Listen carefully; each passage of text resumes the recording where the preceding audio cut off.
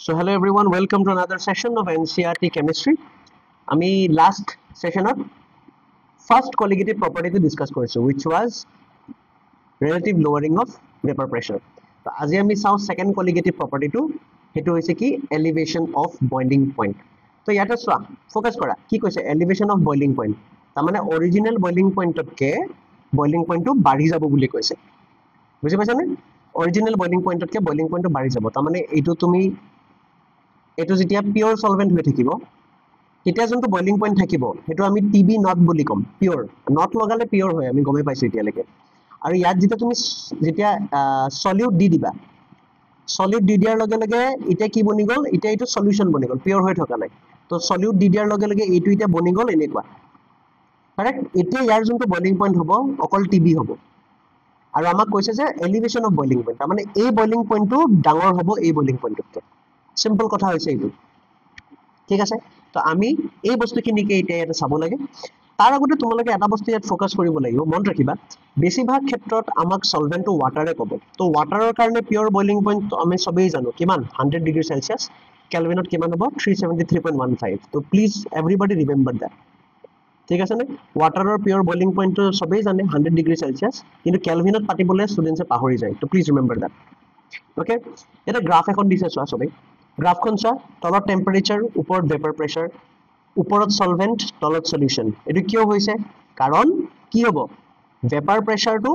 আমি যদি একফালে যদি কনস্ট্যান্ট কৰি দিও তেনে হলে চোৱা এটো চোৱা টিবি এটো টিবি টিবি মানে কিহৰ কাৰণে টিবি মানে হৈছে সলিউশনৰ কাৰণে টিবি নট মানে কি টিবি নট মানে পিওৰ সলভেন্ট আৰু টিবি নট আৰু টিবি দেখিছানে টিবি ডাঙৰ হয় তো clearly TB will be greater than TB not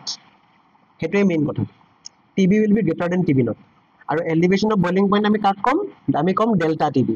equal to ডাঙৰ মাইনাস সৰু ডাঙৰ ইয়াতে কোন হ'ব ইয়াতে ডাঙৰ হ'ব TB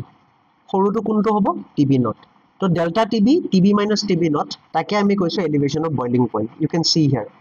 TB minus TB nought is known as elevation of boiling point okay আৰু এক্সপেৰিমেন্টালি পোৱা গৈছে যে ডাইলিউট সলিউশনছৰ কাৰণে delta TB is directly proportional to the molality molal concentration মানে হৈছে molality এইবোৰ লিখি লোৱা দেই বুকত molality ঠিক আছে ওকে proportionality গুছাবৰ কাৰণে আমি এটা কনস্ট্যান্ট ব্যৱহাৰ কৰিম that is kb kb ৰ বহুত নাম আছে চোৱা ইয়াতে প্ৰথম নামটো হৈছে boiling point elevation constant দ্বিতীয়টো হৈছে molar elevation constant আৰু এটা নাম হৈছে ebullioscopic constant kb ৰ ইউনিট কি ইউনিট হৈছে kelvin kg per mole right and tar pasot a derivation to ahe thik ase to ami derivation to eta kori sau to ki koise swa first amak koise je pure solvent thikibo etu pure aru yar karone boiling point to ki hobo tb not tumi eta solute di dia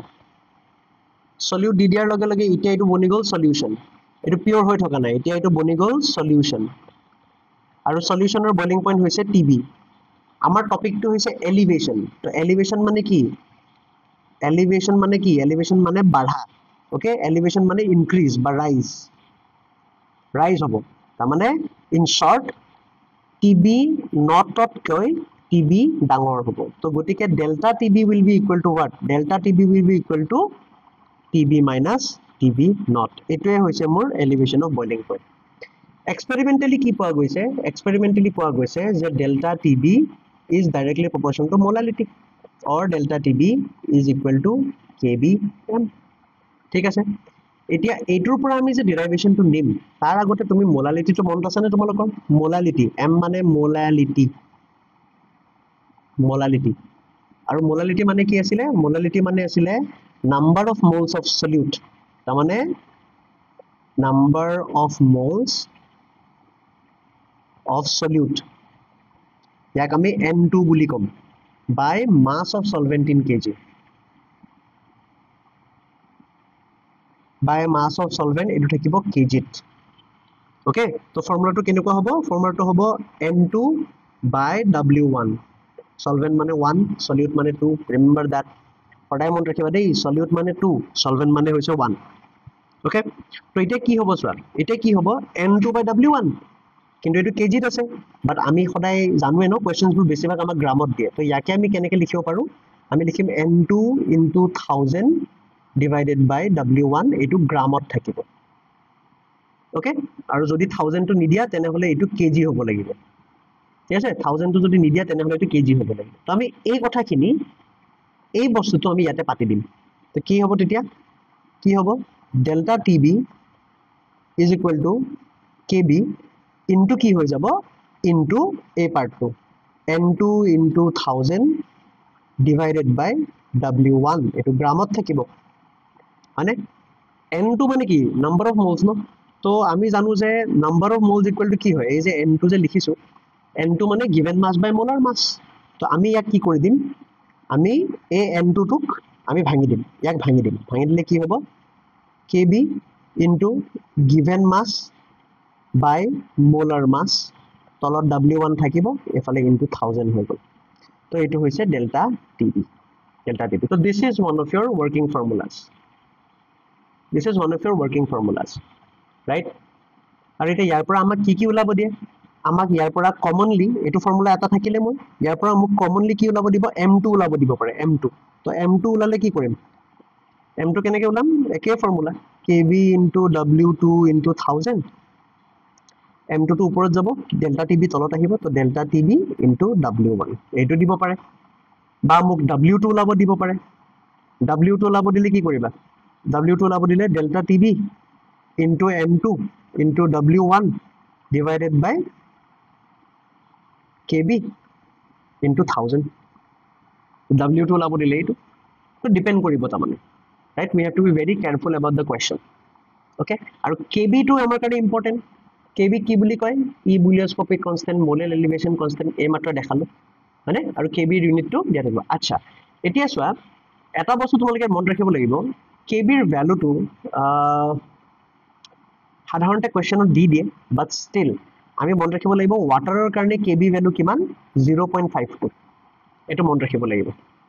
ওয়াটাৰৰ কাৰণে kb value কিমান 0.52 তো এটো আমি মন ৰাখিম ইয়াতে এসে kb for water এটো বুকতে লিখি থৈ দিয়া ইয়াতে লিখি থৈ দিয়া যে kb for water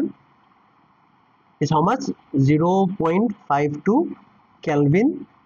kg per mole kelvin kg mole inverse kb for water eto mon rakhiba just so this is your formula okoman agote juntuk ami ulalu derive kore eto ঠিক আছে এটা বস্তু স্টুডেন্টস ইয়াতে confuse হয় কেতিয়াবা তোমাক কি কৰিব পাৰে কেতিয়াবা তোমাক ডেল্টা টিবি উলাব এটো যে আছে যে কেতিয়াবা তোমাক কোৱেশ্চনটো এনেকৈ দিব পাৰে এটাটো হৈ গল ডেল্টা টিবি কিমান এটা হৈ গল m2 কিমান এটা হৈ গল w2 কিমান আৰু কেতিয়াবা তোমাক আৰু এটা কোৱেশ্চন ইয়াতে দিব পাৰে যে find boiling point of the solution এনেকেও দিব পাৰে find boiling point of the solution বুলি ক'লে তাৰমানে কি বিচাৰিব দিছে তাৰমানে তোমাক সিম্পলি টিবি উলাব দিছে টিবি কেনেকৈ উলাম টিবি আমি ফাৰ্স্ট উলাব লাগিব ডেল্টা টিবি ফাৰ্স্ট আমি ডেল্টা টিবি টো উলাই লম ইউজিং দিস ফৰ্মুলা এই ফৰ্মুলাটো ইউজ কৰি পেলাই মেইন ফৰ্মুলাটো ইউজ কৰি পেলাই ডেল্টা টিবি উলাই লম ওকে আৰু দেন এটো উলোৱাৰ পিছত আমি কি কৰিম আমি জানো যে delta TB is equal to TB minus TB naught okay so ইয়াৰ পৰা TB will be equal to what delta TB plus TB naught এটো কৰি দিলে আমাৰ TB ওলাই যাব তো তিনটা বস্তু মই ইয়াত তোমালোক কলো এটা ক'ব পাৰে ডাইৰেক্ট ডেল্টা TB এটা ক'ব পাৰে m2 এটা ক'ব পাৰে w2 এটা ক'ব পাৰে ডেল্টা TB তো এনেকুৱা ধৰণৰ কোৱেশ্চনস আমাক কমনলি সোধে regarding elevation of boiling point okay আৰু এলিভেশন অফ বইলিং পইণ্টৰ গ্ৰাফখন মন ৰাখিব লাগিব ঠিক আছে ফাৰ্স্ট সলভেন্ট থাকে তলত সলিউশন থাকে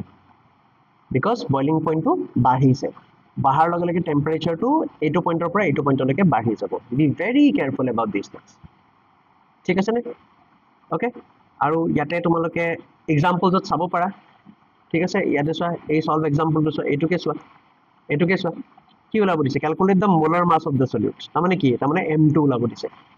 ডাইৰেক্ট ফৰ্মুলা সব গিভেন থাকিব মানে m2 ওলাব দিছে ইয়াতে চোৱা m2 ফৰ্মুলা কোনটো এটো ফৰ্মুলা তাৰপাছত ওপৰৰ কোৱেশ্চনটোত চোৱা at what temperature will the water boil তাৰমানে কি তাৰমানে TB ওলাব দিছে boiling point of the solution okay তো TB ৰ কাৰণে মই ক'লোৱে মেথডটো কি হয় right as you can see here এটো চোৱা এই চোৱা এটা এডিশন কৰিব লগিয়া হৈছে এক্সট্ৰা এটা পাৰ্ট কৰিব লগিয়া হৈছে right and that is by this formula তো কোৱেশ্চনত এইখিনি আমাক দিয়ে okay so I hope you have understood যদি বুজি পাইছা give me a thumbs up আৰু I hope derivation টো ভালকে এবাৰ প্ৰেক্টিছ কৰি চাইছা